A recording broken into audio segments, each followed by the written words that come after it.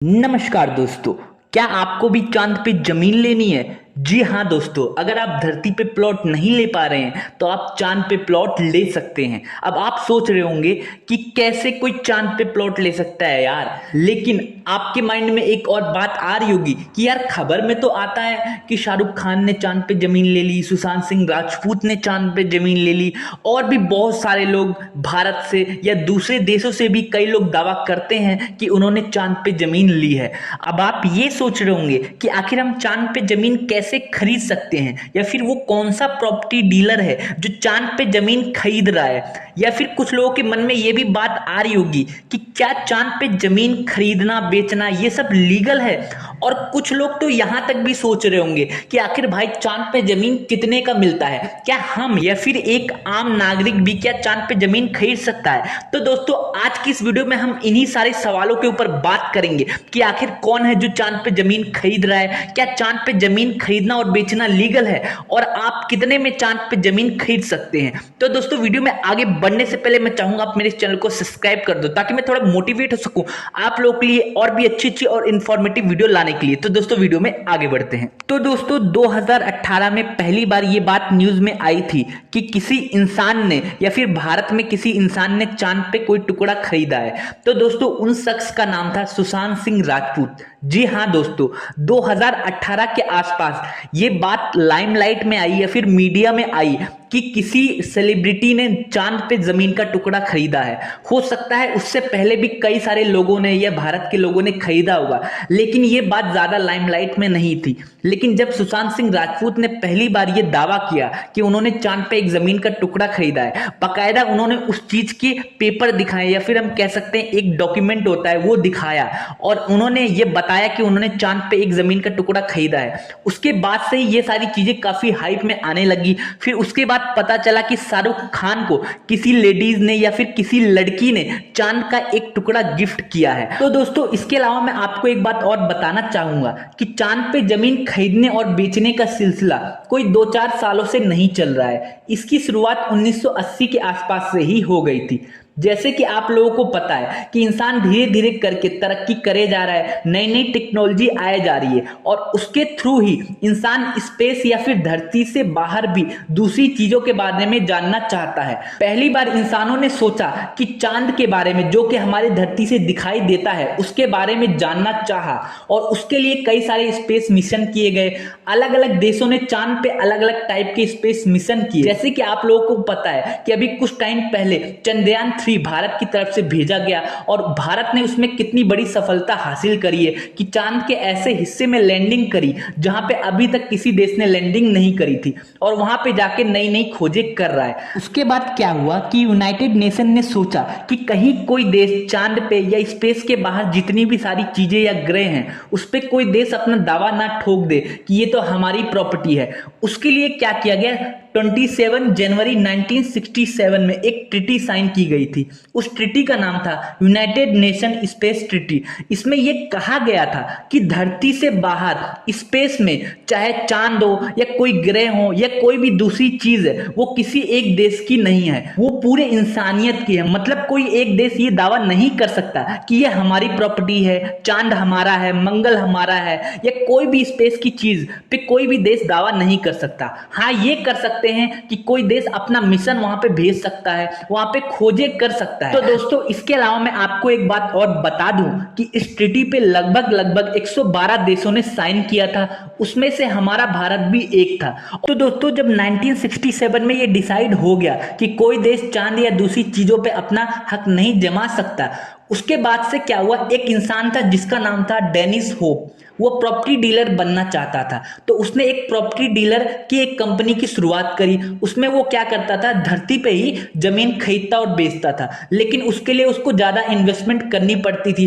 पहले जमीन खरीदता था, फिर उसको बेचता था, कभी प्रॉफिट होता था कभी नहीं। फिर उसके मन में एक बात आई कि क्यों ना चांद पे जमीन खरीदा या बेचा जाए, क्योंकि चांद पे किसी देश का अधिकार तो है नहीं, तो क्यों ना मैं क्लेम कर दूं कि चांद मेरा है। उसने जो वो बिल पास हुआ था उसमें एक लूप होल ढूंढ निकाला डाला, क्योंकि उस बिल में साफ साफ लिखा हुआ था कि कोई भी देश ये क्लेम नहीं कर सकता कि चांद हमारा है।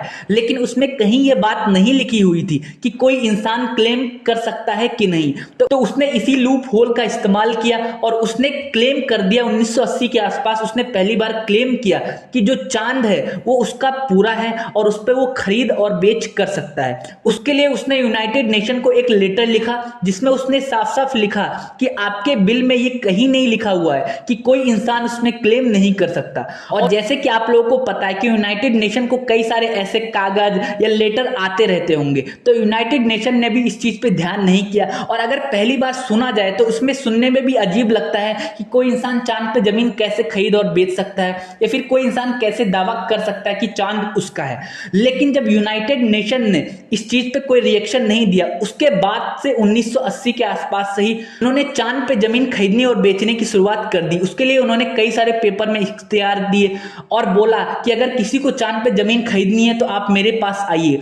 धीरे धीरे करके लोगों को जब पता चलने लग गया इस यूनिक चीज के बारे में, तो कुछ लोग इनके पास जाने लगे, इनसे चांद पे जमीन खरीदने लग गए। तो दोस्तों अब आप लोगों के मन में ये बात आ रही होगी कि कैसे ये डिसाइड करते हैं कि कौन सा हिस्सा किसको बेच दिया, या कैसे इनको पता है कि चांद पे कितनी जमीन है। तो दोस्तों जैसे कि आप लोगों को पता है कि आज टेक्नोलॉजी के थ्रू ये पता लगाया जा सकता है कि आखिर चांद पे कितनी जमीन है, कितना एरिया है। तो उस तरीके से इनको भी ये पता है कि चांद पे टोटल कितनी धरती है। इसके बाद इन्होंने क्या किया कि चांद के अलग अलग टुकड़े कर दिए, एक प्लॉट के रूप में इन्होंने उसको कन्वर्ट कर दिया है। और जो इंसान जो एरिया खरीद लेता है उस एरिया के जो कोऑर्डिनेट्स है, जो हमारे सैटेलाइट है, उसमें सारी चीजें तो दिख ही रही हैं कि चांद पे कितनी धरती है या चांद कैसा दिखता है। तो जो कोऑर्डिनेट्स है वो किसी इंसान के नाम पे रजिस्टर कर दिए जाते हैं। उसके बाद जो वो चांद का जो कोऑर्डिनेट्स है वो किसी इंसान को बेचा नहीं जाता, क्योंकि वो ऑलरेडी बिक चुका है। उसके बाद फिर जो चांद पे अगला कोऑर्डिनेट्स होता है उस कोऑर्डिनेट्स को अगले इंसान को बेचा जाता है। इस तरीके से ये चांद पे जमीन को बेचते हैं।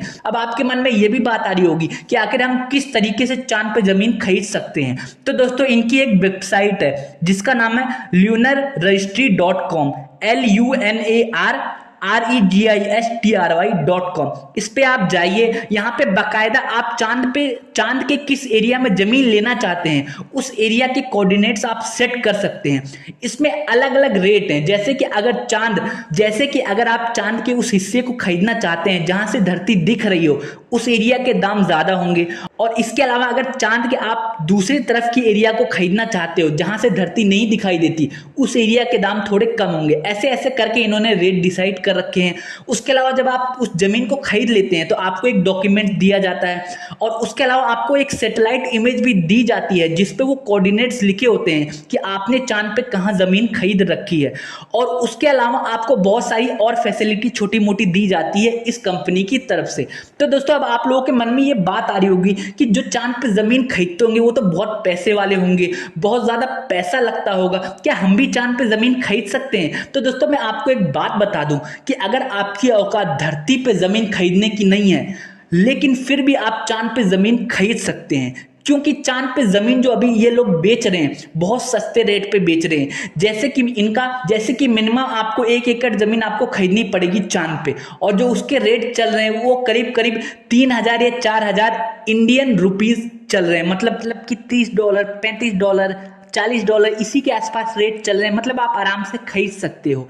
तो दोस्तों अब आप लोगों के मन में बात आ रही होगी, ना हम वहां पे पहुंच सकते हैं ना जा सकते हैं, तो आखिर हम चांद पे जमीन क्यों खरीदे, क्या ये लीगल है? तो दोस्तों अगर देखा जाए तो ये लीगल नहीं है। किसी गवर्नमेंट ने या किसी एजेंसी ने इसको ऑथोराइज नहीं किया है चांद पे जमीन बेचने के लिए। ये खुद ही चांद पे जमीन खरीद और बेच रहे हैं।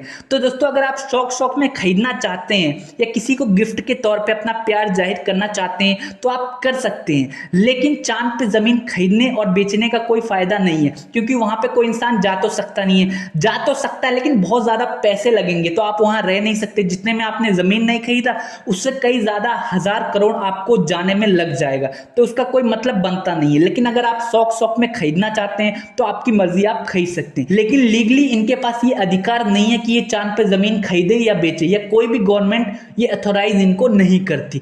तो दोस्तों उम्मीद करता हूं आपको ये सारी चीज समझ आ गई। अगर आपको इसके बारे में कुछ और जानना तो आप नीचे कमेंट कर सकते हैं। जाने से पहले मैं चाहूंगा आप मेरे इस चैनल को सब्सक्राइब कर दो, ताकि मैं थोड़ा मोटिवेट सकूं आप लोगों के लिए और भी अच्छी और बेहतरीन वीडियो बनाने के लिए। वीडियो देखने के लिए आपका बहुत बहुत शुक्रिया।